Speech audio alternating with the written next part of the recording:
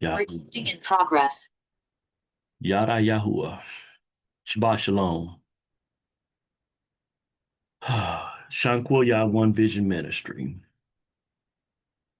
All right. I'm gonna get ready to get started. What I want to talk on is spitting in the face of wisdom, the YN Dispensation. All right. Abba Yah, thank you for this Shabbat. Thank you for this opportunity to minister. Thank you for those that are heeding and listening in. May this be something brief, but may it be something that someone gets something out of. I thank you for your guidance and your direction. Hallelujah. Yada Yahuwah. All right. So a lot of times in life we lack, I guess, practical ways of dealing with stuff. And I'm not going to say I'm going to hit you with practical ways of dealing with this matter, but I think sometimes current events or what's going on should be addressed. Some people think that every time you mention a problem, you should come with a solution. But I think sometimes some problems aren't spoken of because they don't have a solution, but also because they don't want to deal with and actually acknowledge that it's there. Almost like it's out of sight, out of mind, but it's like these things are going on around us. So the youth are kind of getting out of hand a little bit. And as a 53-year-old man, I had my moments in my youth that I got out of hand. But it's like, man, I had a reverence at least, it's like, okay, I would run away from certain situations or whatever because I'm like, oh, I'm gonna get in trouble. This young generation does not fear getting in trouble. And they demand respect, but they rarely ever give respect. It's like, man, you call somebody a name, and then if they say that name back to you, they throw it back at them, they up in arms. And the emotion and the passion that they have for foolishness is just ridiculous to me. But I guess I'm not in their shoes. And it's like, man, what you're doing is leading to a path of destruction. It's not going to end well. And it's like, okay, yeah, you high on adrenaline towards someone who's lived a great portion of their life, and you haven't even, stepped your toe in that sand. But it's like I'm gonna get to what I guess transpired a little bit, what motivated me to go this direction. But let's hit some text and go a little bit, and just, deal with some stuff. First I want to deal with not a text, but a topic that's in the Bible. So I'm gonna deal with this topic. And let me share my screen because it kind of fits with the narrative of what I'm going, well, what happened and why I'm talking, but let's go. The act of spitting in the face. Most of us know that, this is labeled an assault nowadays because a person could have HIV, any type of serious STD that can transmit through that spit.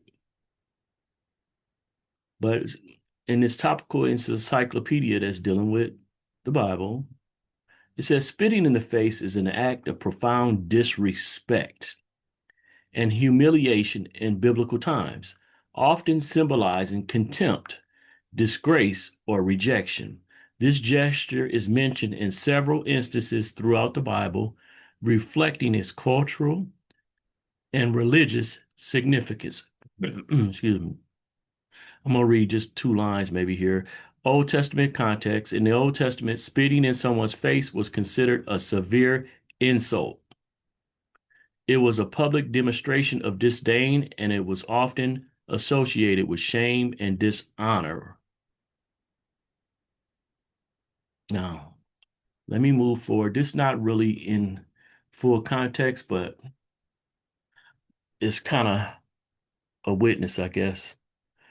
So, Yeshayah, Isaiah 30, and go write it before them on a tablet and inscribe it on a scroll, that it is for a latter day, a witness forever, that this is a rebellious people, lying children, children who refuse to hear the Torah of Yahuwah,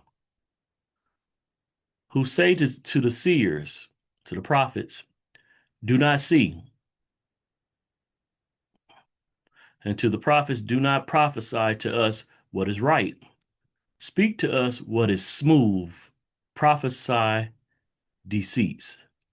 Turn aside from the way, swerve from the path, cause the set apart one of Israel to cease from before us.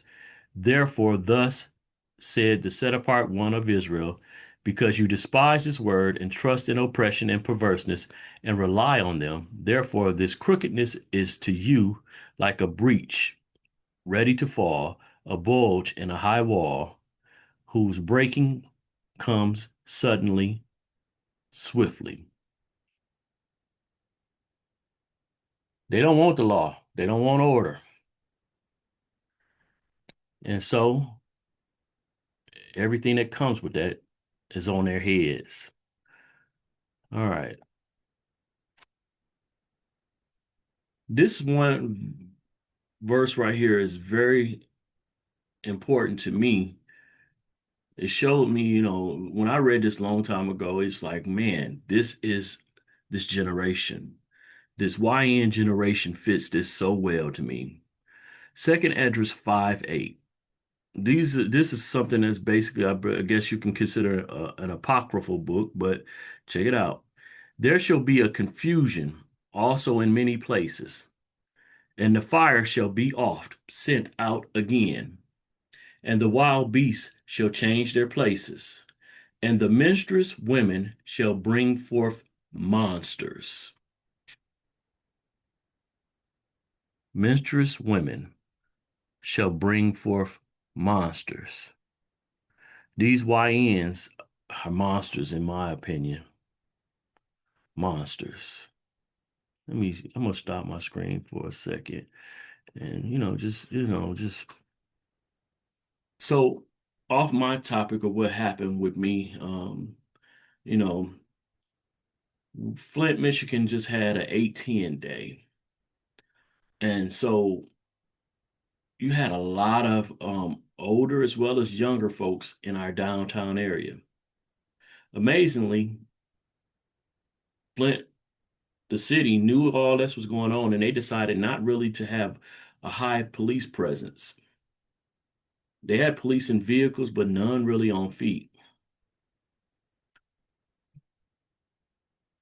Funny thing though, when the Palm Skin had their event, which is our something major to the nation, they knows about us having our the bricks, back to the bricks.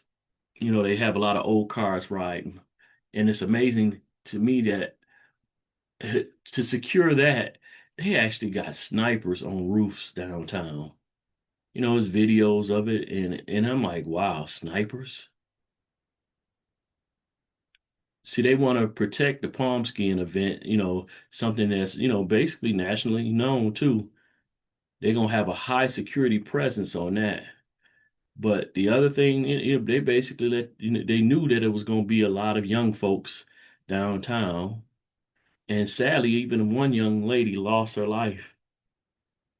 Somebody shot her, and they still haven't found who the person. And it's amazing. Our downtown area has so much CCTV. It's like, man. And again, the police presence was in vehicles.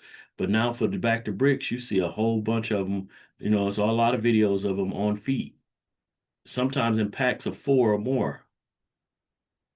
So ain't nothing gonna go on the backs of the bricks. You know, like I said, they got snipers and everything. But when we have, the YNs or melanin people have stuff going on, they they look for it. They expect some form of destruction, and they take away restraint and take away order and take away rule. That even though the rules are still in place, there's going to be a judgment if that person ever gets caught. But are they really looking for that person? They kind of want us to de-evolve and kill ourselves or whatever. But I don't know. I don't know. Let me get back to this. I'm rambling a little bit more than what necessary. I still got to tell my own situation, my own story that happened. So let's go. The relationship between adults and children is supposed to be like we're not their masters per se, but we are in a position of being over them like their masters. Like, I don't want to call them slaves, but they're subject to their parents. And that dynamic is, is hated by them. I don't I had the same problem. I didn't like to be up underneath those that was over me sometimes because I felt like they were too strict. But honestly, there may have been some stretches of discipline that went too far, but I think that it reined me in because I was going pretty wild around the third grade area, and basically I started getting whoopings just out of control, and I was like, I ain't finna do nothing. I'm trying not to get a whooping because I was, getting whooped so much. I was like, oh, and I'm not saying that corporal discipline is the only means of discipline, but man. I was trying to avoid it, so I stayed out of trouble after a while. And I still got it even then, but I'm like, I was basically in fear of getting in trouble. This generation don't fear getting in trouble. But YNs, let me keep going though. Let me get back to my text here. Let me share my screen again. So over here in Michelle or Proverbs 22:6, it says, train up a child in the way he should go. Even when he is old, he turns not away from it. So a lot of people say that, oh, Shanquilla, you're all about the rules or whatever. I was given a lot of rules. I mean, I myself, I'm not the biggest on rules. I don't really like rules, but of course, I know that they're in place. And then my memory always clicks back to the discipline that I got. So, you know, if you think that I'm all about the rules, that I don't, never get in trouble or whatever, I had a period of time in the youth that I did get in trouble, but the training stuck. And now I don't do a lot of the stuff that my flesh desires to do. It can still have the desire even to this day, but I'm like, nah, I know the consequence of it. You know, I'm happily married, but that don't mean that I don't have the temptation to stray out of my marriage, to do things contrary to the best rational reason for somebody who wants to hold on to his marriage.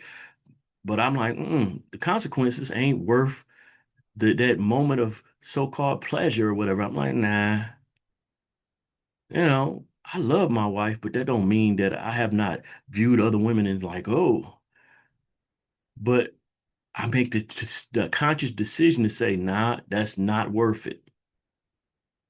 Not gonna do it. The flesh does want what the flesh want. People act like, just because you get married, you no longer want anybody else or ever desired. You know, I love my wife. I'm spoiled by my wife, but that does not mean that I don't have stupid thoughts. And I have to cast those thoughts away from me. I have to reject my flesh. All right, keep going. Shemot or Exodus 20. See, this is in the Ten Commandments. And I'm going to show you that it's shown or said multiple times. Respect your father, and notice the order father and your mother. Modernly, most people will say your mother and then possibly your father because they say, well, your father's not there. But that order is still in place. The way it was set up and the way it was established is still the way it is. The father and your mother, that order.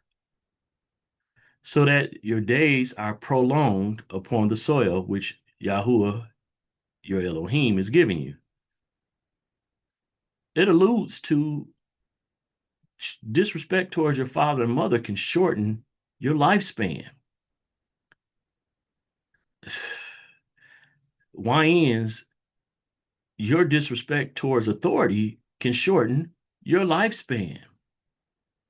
I don't like seeing anybody young dying, but a lot of times when they're calling themselves free and enjoying life, that lasciviousness is what opens the door for them to be taken out. Okay, you're having fun, you're being free, but that does not offer you the protection and the covering that walking in laws and rules does. Not saying that if you walk in the laws and the rules that you won't have anything happen, but walking in the Torah and obedience to Yah causes a level of covering towards damnation. You know, dying young is not the only threat. Being separated from the Most High is also out there. And if you're not living for Him, you're dying and separating from Him. All right. Why Yikra? Well, Leviticus 19. All right. Each one of you should fear his mother and his father. Now that has that order. And guard my Sabbaths. I am Yahuwah your Elohim. Again, you know, this is in the between the law because do not turn to idols. It's in between the laws. Let's hit up again. Yikra 20 or Leviticus 20. For everyone who curses his father or his mother shall certainly be put to death. He has cursed his father and his mother. His blood is on him. Notice adultery's net, so it's in between laws again. But the fact that it's being repeated multiple times shows how significant it is to the Most High, to Yahuwah. Let me keep going. Dabarim, Deuteronomy 5. Notice it's in between laws again. Respect your father and your mother, as Yahuwah your Elohim has commanded you, so that your days are prolonged, and so that it is well with you on the soil which Yahuwah your Elohim is giving you.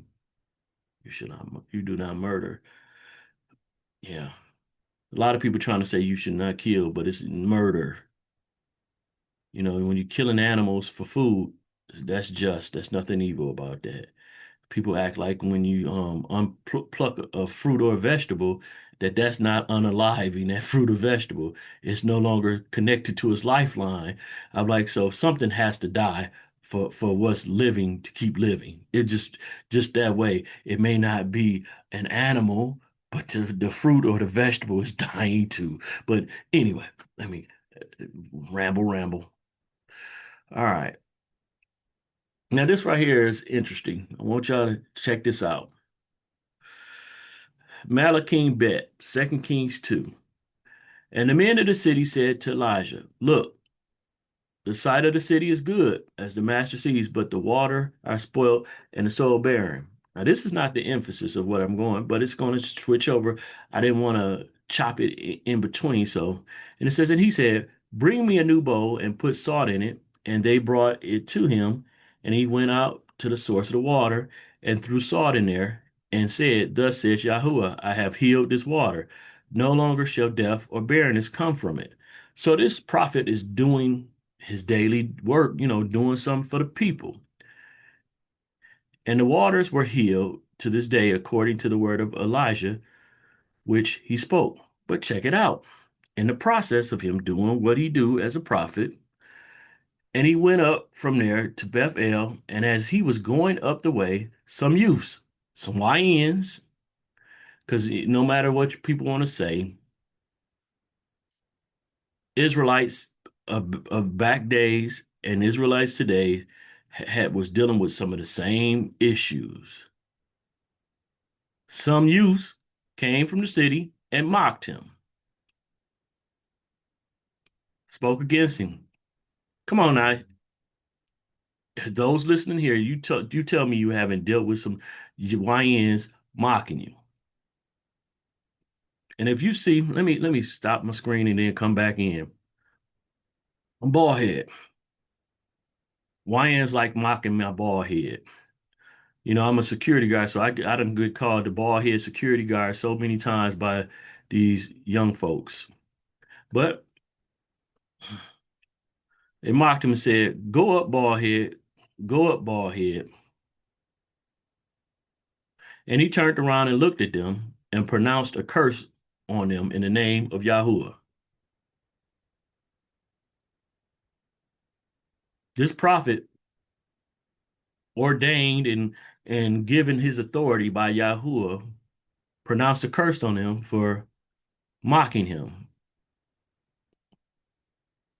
And guess what? Yahuwah heard it. Who did he have issues with? The prophet that cursed him, or them for disrespecting these youth, these YNs, for disrespecting the prophet? Let's see. And two female bears came out of the forest and tore to pieces 42 of the youths. Didn't mess with the prophet, but came and got them little YNs. And from there he went to Mount Carmel, and from there he returned to Shamaran, which is Samaria. But I know a lot of people have a problem with this. They're like, oh man, it killed them. Their lives were not prolonged. And of course, I know a lot of people have problems with some of this touchy stuff. They believe the Bible up until they don't. Let's keep going. Again, look at this. Yahoo, Matthew 15. He's mentioning the law. Right here, verse 4, 15 and 4. For Elohim has commanded, saying, respect your father and your mother.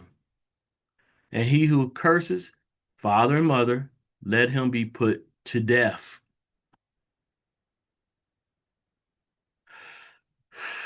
It's dealing with father and mother.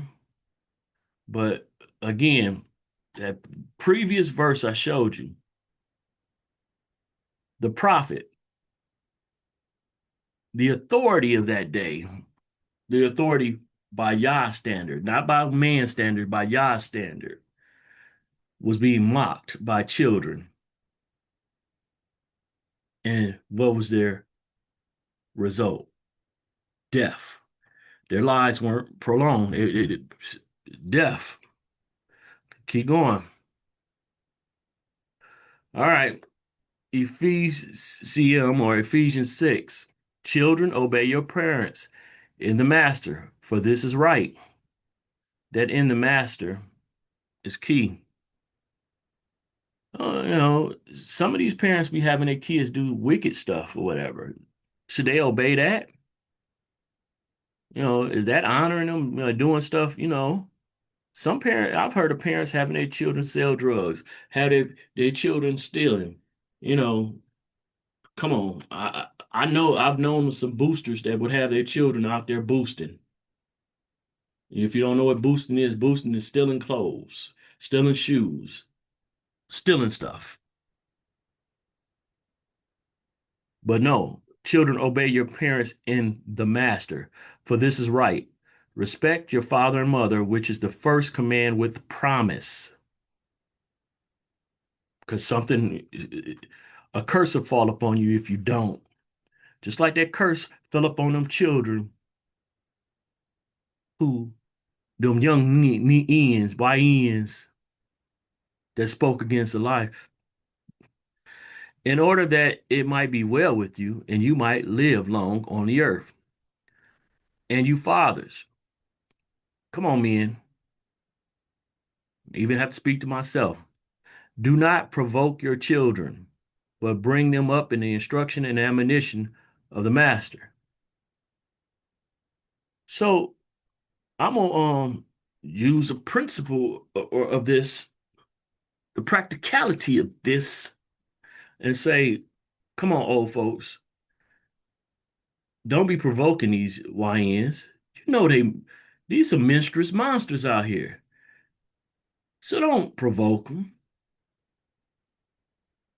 Give them some wisdom and stuff like that, but you don't have to match energy with them. And me, myself, I have to, say that to myself. You don't have to match energy with them. And this is messages for me. You don't have to match energy with them. Shanquilla, you don't have to match energy with them. Shanquilla, you don't have to match energy with them. Regardless if they call you a bee, regardless if they threaten to spit on you. Nah, nah, nah, nah, nah, nah. You can't spit on me. I'm sorry. No. But, uh, uh, I'm gonna finish up with that. Let me keep going. Let me keep going. All right. Deborah, Deuteronomy 21.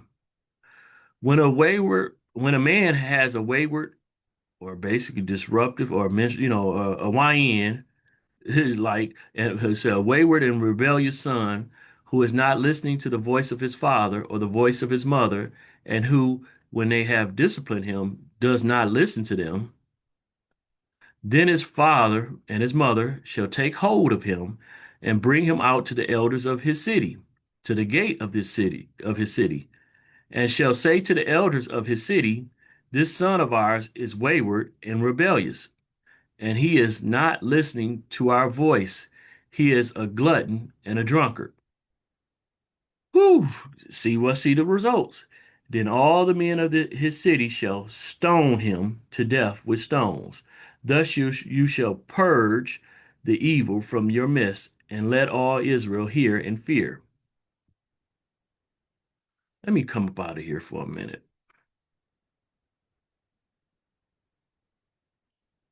When something like this is said, they say how evil and how they want to call this evil and say that this is above reason. But best believe something like this right here was to happen, the other YNs were like, oh, we might want to reconsider what we doing, because that could end up being us. Man, I tell you, I was overwhooped as a child. But man, that had me reconsidering what I was doing. Man, one of my homies, Romy, man, he messed my neighbor's dog up real bad and stuff like that. And because we play basketball and the dog they had the chain long enough to come into our yard, and I think they did that intentionally, and it nipped at him and at me, and he bricked that dog. And I'm like, man, I'm gonna get in trouble. And I got chastised about all that, but I'm like, man, I had to make a decision. I had to stop hanging out with Romy. And I enjoyed hanging out with Romy. And life happened and Romy got into more stuff and more stuff. But I was away from that because I'm like, I'm gonna get up in trouble at home. Now, I wasn't worried about the trouble in the streets, even though that's something I should have been worried about. But I'm like, and so me and him fell out basically because I wasn't, I'm like, nah, I ain't hanging out with you no more. That discipline at home was like, nah, I don't want to get whooped. I'm trying to avoid getting in trouble. And I don't know, that dog shouldn't have nipped at us, but man, he wrecked that dog. But I'm like, nah, can't hang around him no more. That was my guy though. And to this day, he done pop back around. I know him on Facebook. He'll speak to me, but we ain't like we was. But we was tight.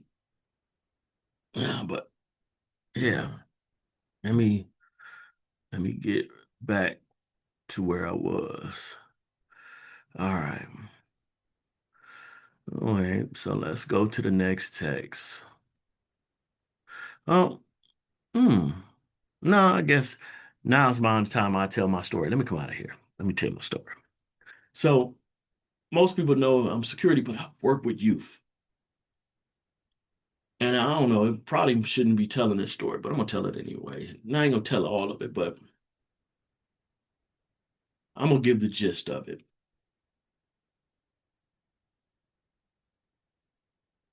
I don't have a good experience with driving long distances, so I have to have music or something to keep me engaged. Otherwise, I'll nod off. Most people don't know that yeah, I got sleep apnea and stuff like that, and I'm not trying to use that as a crutch or anything like that. And I definitely don't want to be caffeinated up all the time and stuff like that because then it affects my sleep later on. But young person basically telling me what to do on something, and I'm like, it'd be better if you asked. And then, and you're like, no, you're gonna do it, B. And I'm like, you the B. So then, I'm like, okay, I need to take this person back. I'm like, nah, I can't, I can't take him because this is escalating. And so he threatened to spit on me. And I kind of lost it. I'm like, what? I'm like, if you spit on me, I look, I don't like making threats. I don't like telling people or premeditating what I'm gonna do. Do something to me and then get the results. I'm not gonna tell you what I'm gonna do. Just if you do something to me, find out. As they say, F around and find out. I don't want you to have a notion of what I'm gonna do. Just know I'm a 6'4" man and I'm close to 300 pounds. And I've been suppressing anger for many years. And I want a reason to let it out. But of course, I cannot match energy with no young person. I have children older than most young people. So, of course, with that, I am not going to allow myself to get out of myself. But if you spit on me, utmost disrespect, and it's an assault. If you spit on me, just look, F around and find out. F around and find out. But yeah. And of course, I don't know what the result is going to come of that. It's still in the process of being investigated and stuff like that. But you spit on me, I don't care. Look, bets are off. But let me finish up. Let me finish up. All right. Michelle of Proverbs 18. So I had some brothers share some text with me. So I'm gonna give you this text. It said, "A fool's lips enter into a fool's lips enter into strife, and his mouth calls for blows." I'm gonna say it again. A fool's lips enter into strife, and his mouth calls for blows. So what that fool says could make him deserve some blows to that mouth. A fool's mouth is his ruin, and his lips are the snare of his life. The words of a slanderer are like delicacies, and they go down into the inner parts of the heart. Him calling me a B, that bothered me, but it was that, oh, I'm gonna spit on you. I'm like, what?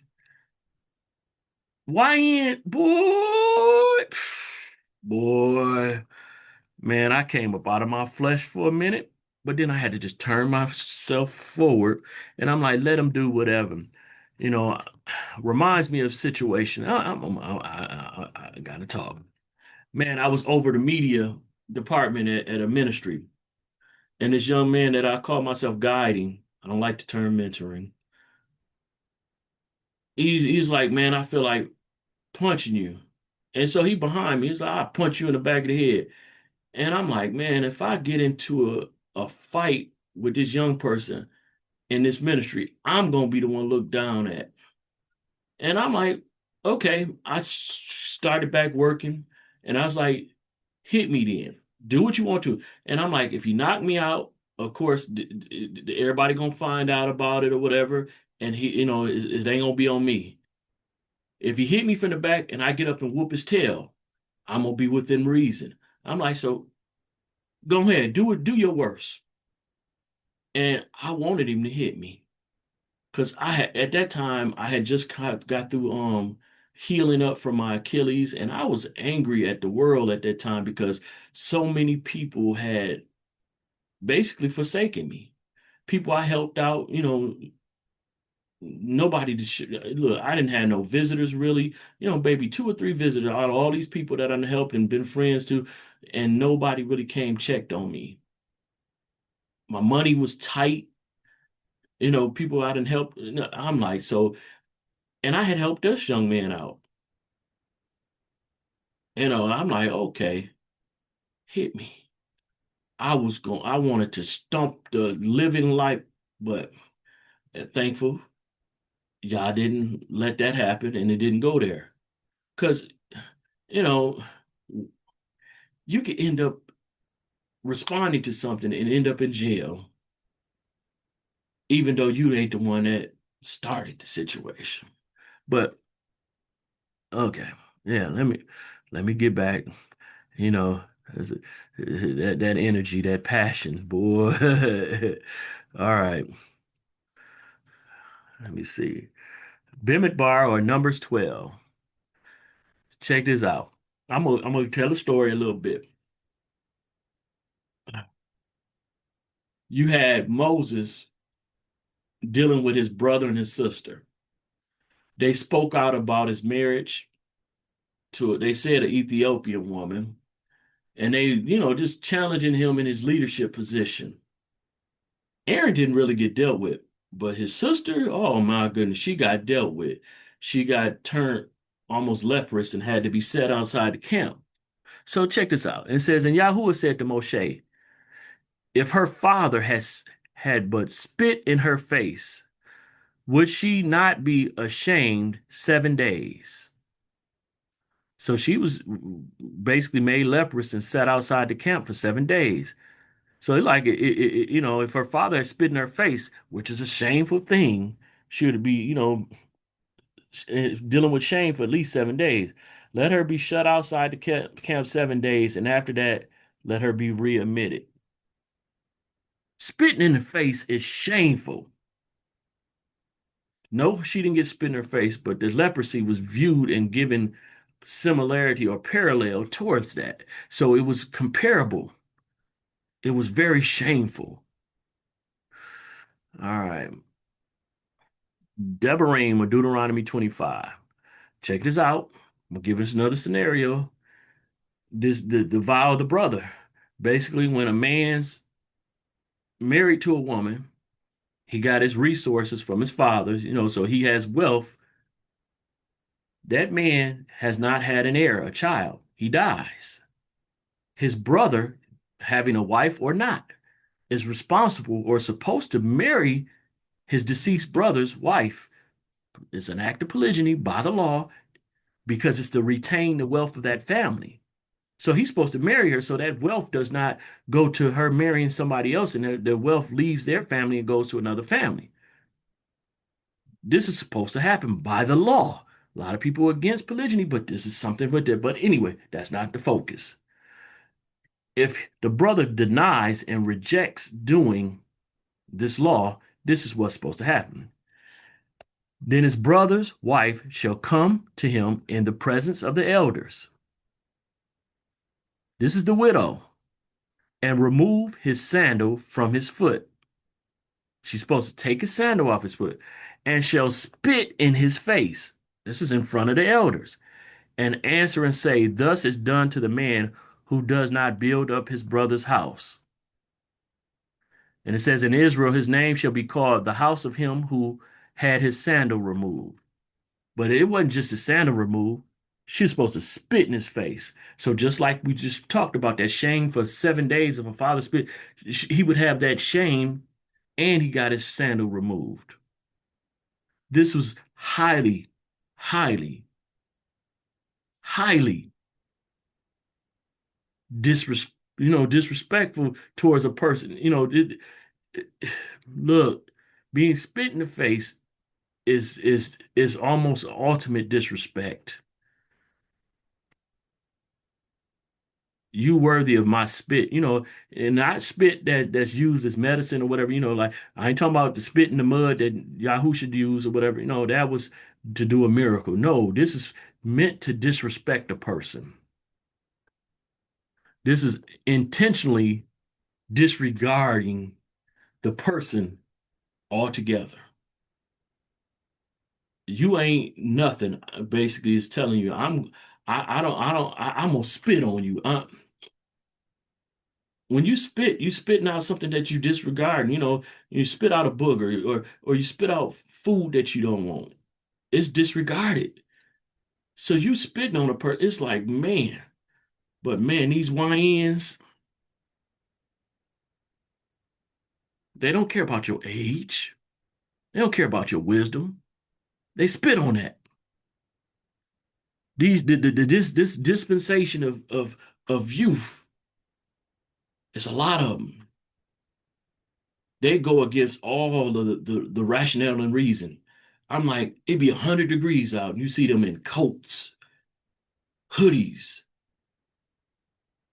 scullies, masks. They be all fully covered up, all cotton polyester, whatever. Just, and you like, man, ain't they burning up? They go against rationale, reason all day. So I'm gonna pray for them. Pray for myself. That's what I'm gonna do. I'm gonna end this with that. But man, tell me them ain't menstruous monsters. Menstruous women's monsters that come from menstruous women. Tell me that ain't. These same bad attitude females is raising up these young YNs.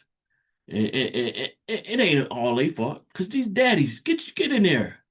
Handle your business. Be there. Discipline your children. But I'm going to tell you this, though.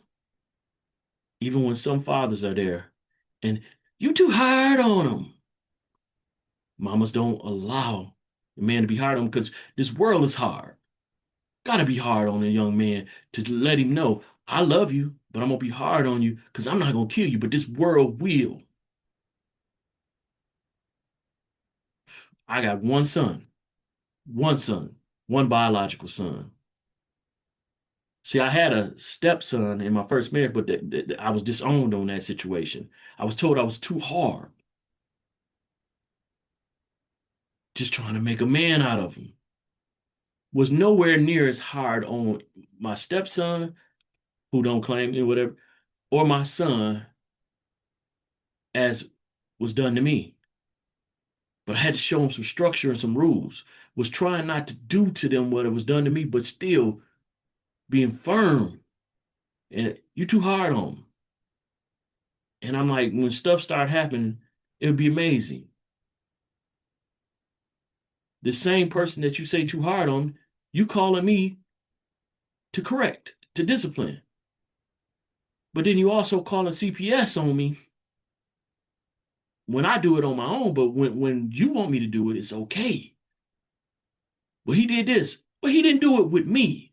With me, he won't do that because he knows consequences. But with you, he doing it. So now you want to send him to me for me to discipline. So I got to be the bad guy all the time, which I don't care. I'm not trying to about. I never understood when parents have youth, not adult children, but youth children, that they try to be their best friends with, dress alike and stuff like that, do stuff that compromises their authority. I ain't got to be your friend. You ain't got to like me. But hopefully, when you have your own situation as my children, you'll realize that what I was doing was an act of love. I'm only doing it because I love you. Not if I didn't care, I'd let you do whatever. A lot of these YNs that I deal with day to day in my security job, I'm trying to show them love and they don't get it. They think I'm mean. And I'm like, I'm trying to show you, I'm talking to you, I'm telling you, I really care for you. If I didn't, some of the stuff I'd be like, okay, I know what the result of that is. Or I would curse you like Elijah and ask Yah, because I'm awful someone I've even though mills don't view me as a prophet, I believe I had that mantle on me.